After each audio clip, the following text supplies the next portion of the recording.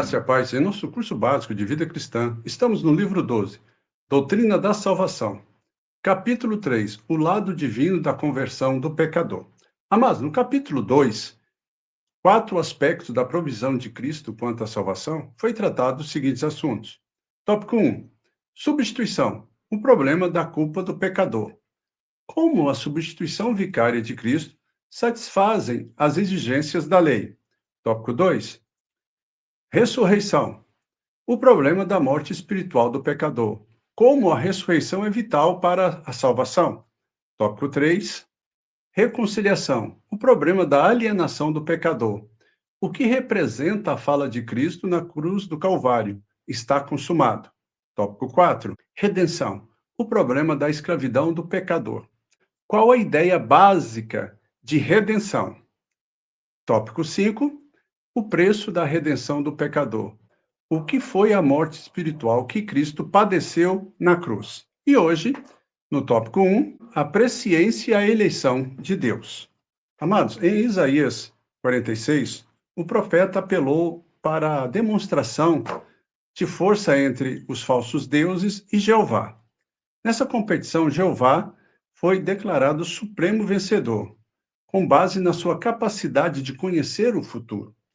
Isaías 46, versículo 10, a parte A, que desde o princípio anuncia o que há de acontecer, e desde a antiguidade as coisas que ainda não sucederam. Mas observe, os crentes de hoje precisam relembrar o grande atributo de Deus quanto à onisciência. Amém?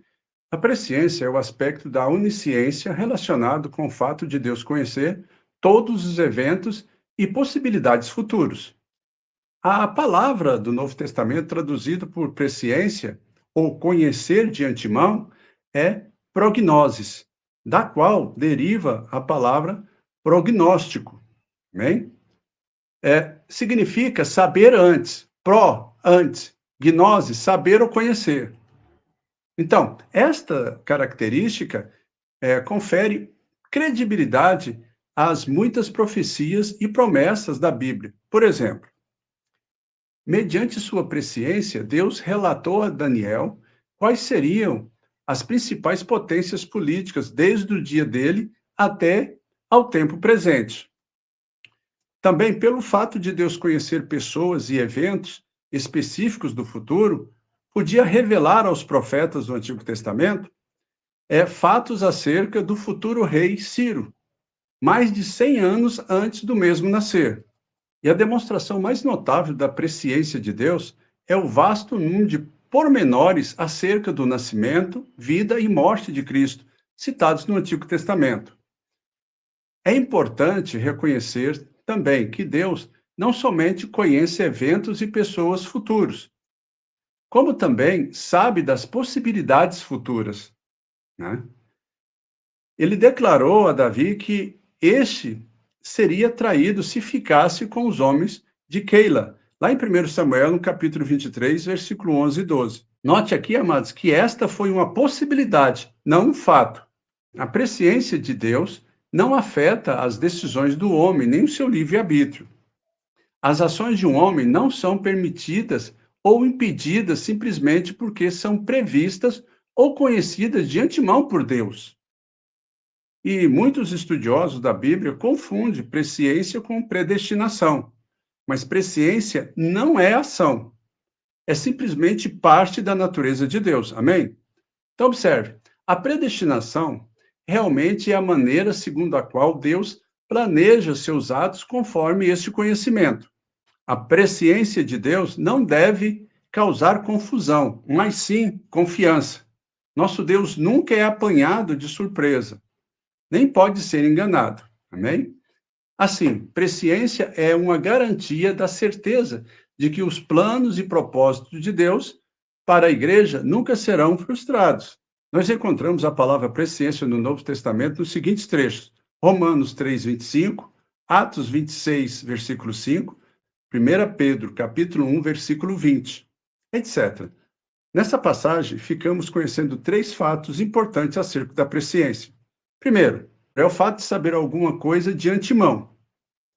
Alguns estudiosos negam que esta palavra envolve conhecimento, e então alego que significa amor de antemão, porque conhecer pode ser uma expressão simbólica de amar. Entretanto, quando a mesma palavra grega é usada em casos não teológicos, não tem qualquer possibilidade de ser interpretada como amor de antemão. Amém? Segundo, envolve o conhecimento da parte de Deus de que a raça humana cairia no pecado e que precisaria de um Salvador. Então, logo Deus planejou a redenção em Cristo muito tempo antes do mundo ter sido criado. 1 Pedro capítulo 1, versículo 20. Conhecido, com efeito, antes da fundação do mundo, porém manifestado no fim dos tempos, por amor de vós. Terceiro, a presciência realmente afeta a eleição divina de um crente e a sua predestinação. 1 Pedro capítulo 1, versículo 2 e Romanos 8, versículo 29. Mas a palavra eleição significa escolha, né? É empregado primeiramente para descrever a escolha que Deus fez de Cristo para a tarefa de consumação da salvação, mas também sua escolha dos que estão em Cristo para a salvação. Amém? Observe que essa passagem limita a eleição para os que estão em Cristo. Em Efésios, no capítulo 1, versículo 4, diz: assim como nos escolheu nele, antes da fundação do mundo, para sermos santos e irrepreensíveis perante ele, e em amor. Este versículo mostra que nosso mérito por sermos escolhidos não é baseado em nós mesmos, mas sim no mérito de estarmos em Cristo. Amém?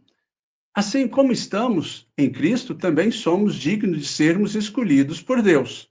A maior dificuldade em entender a eleição está no fator tempo.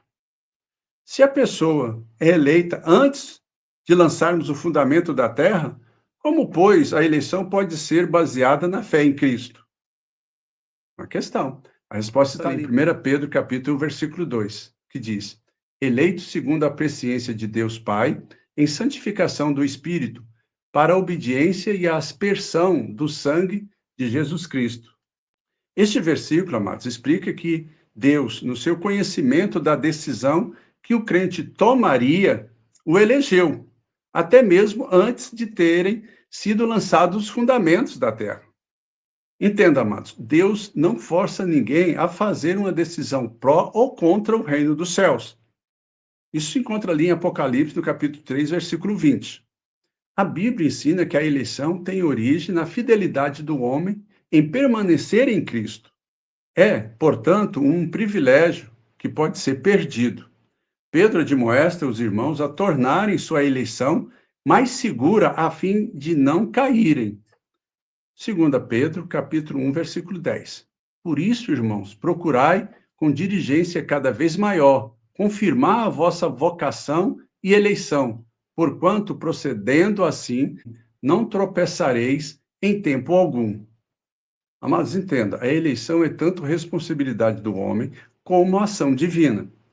Certamente Deus sabe quem permanecerá fiel até o fim da sua vida. Entenda isso. E para nós terminarmos a nossa aula de hoje, a eleição, portanto, é ao mesmo tempo coletiva e individual. A igreja, amada, é eleita e cada pessoa, como parte daquele corpo, é individualmente eleita. Amém? Então, na próxima aula, tópico 2, a predestinação e o chamamento de Deus. Vamos tratar os seguintes assuntos. Por que a predestinação não anula a escolha do homem?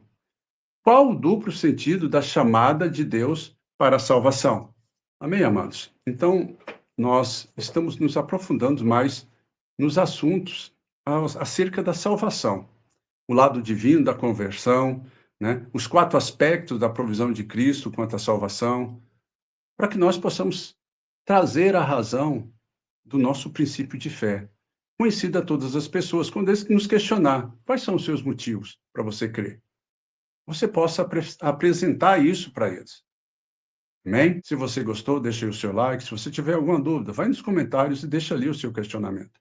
Sem falar também que o seu comentário é importante para aumentar a visibilidade do canal. Divulgue o canal. Vamos evangelizar através desse material. Que Deus possa abençoar a todos e até a próxima aula.